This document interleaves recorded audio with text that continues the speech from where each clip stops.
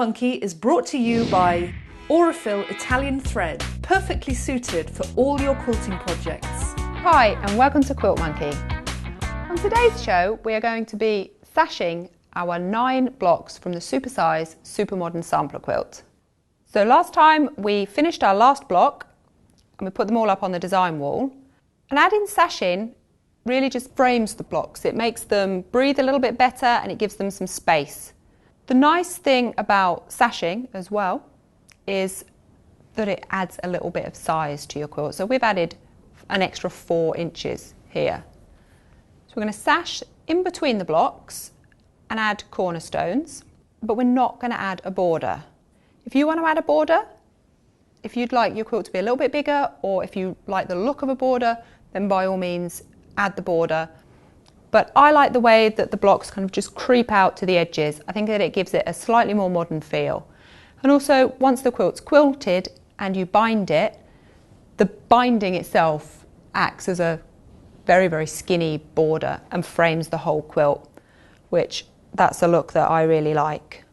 You can also use the same fabric for your sashing as you do for your binding. So you've got that whole cohesive sashing border kind of look. Another thing that we are going to add are the cornerstones. I like cornerstones. I think that they make the blocks look great. Like this central block here is framed with the 4 cornerstones. It's a little bit different to just adding the regular sashing and then a long sashing strip going across. It's also easier because you've got the seams from the cornerstones to match up with the edges of your blocks. So it makes things a little bit easier and the effect is really nice as well.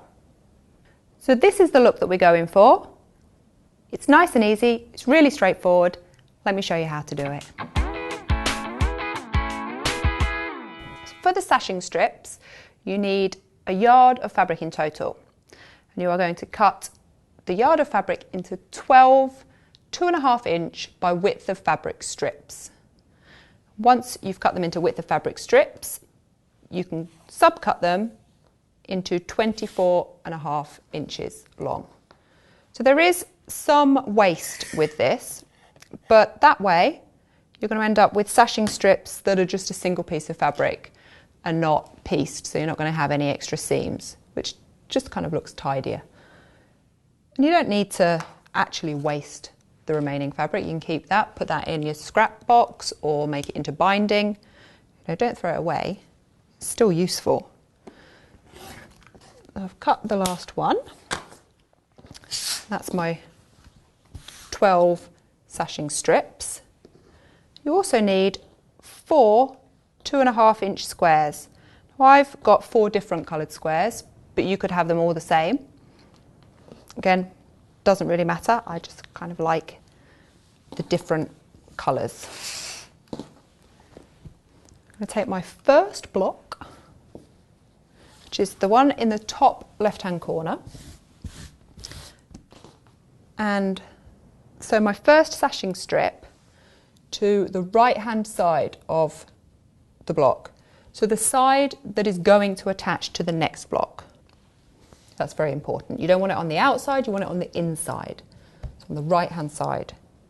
I'm going to sew that with a 1/4 inch seam and then take my second sashing strip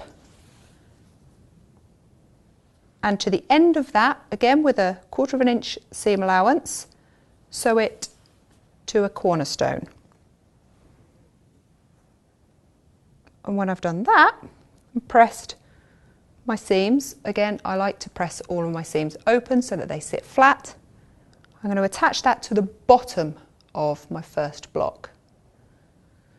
So take your first sashing strip, sew it to the right hand side of your first block, open it out, press that seam open, take your first cornerstone, sew it to the end of a sashing strip and then sew that with a 1/4 inch seam allowance to the bottom of your first block.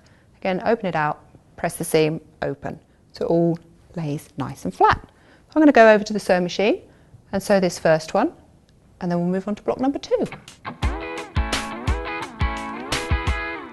So I've now sewn the sashing strip to the first block with the single sashing strip to the first side, the side that is going to be attached to block number 2, and the sashing strip with the cornerstone to the bottom of block number 1, and done exactly the same with block number 2. So again, single sashing strip down the inside, the side that is going to be next to block number 3, and then a sashing strip with a cornerstone at the bottom of that block. Block number 3 is slightly different. You just sew a sashing strip to the bottom of that block. You don't need to sew any sashing strip with cornerstone. You don't need to sew one to the side because that's on the outside. That's on the edge of your quilt top. So just sew the sashing strip to the bottom of block number 3. And then you can sew your blocks together into a row. So block 1 attached to block 2, block 2 attached to block 3. And you do exactly the same for row number 2. Just as we've done with this one, sashing strip to the side, sashing strip with cornerstone to the bottom of block number 1, exactly the same again for block number 2, and then block number 3, sashing strip just at the bottom. For the third row, you do things just ever so slightly different. Rather than adding the strips along the bottom with cornerstones, you just sew sashing strips in between the blocks. So just sew them to the right of the first block, to the right of the second block, and then sew those 3 together. And then you can sew your rows together and your quilt top will all be done. So I'm going to go and do that now, and I'll meet you back at the design wall. And there we have it, the super-sized, super modern sampler quilt.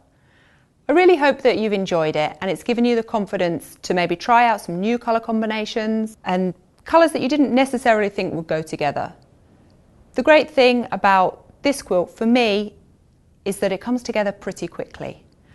So even though it's taken us 9 shows to get here, it's big blocks, and big blocks come together super quick. So now that you've finished your quilt top, you can make some pillows from your favourite blocks to go with it and add them to your couch or put them on your bed. I think that as we've worked through making all of the blocks, maybe halfway through, you're looking at the different blocks and thinking, this is never going to come together. It's just too much. There's too much going on. But then once it's sashed, everything is brought together and everything kind of calms down. And even though the fabrics in my quilt are slightly crazy and I've got a little bit of neon, the pastels and the brights and everything together are just kind of married together really, really, really nicely. I've really enjoyed myself. I think it's been great fun and I hope that it's got you hooked on quilting, and hopefully you'll go forward and maybe try your own super-sized, super modern sampler quilt using your own blocks. So I'll see you next time when we're going to do something completely new.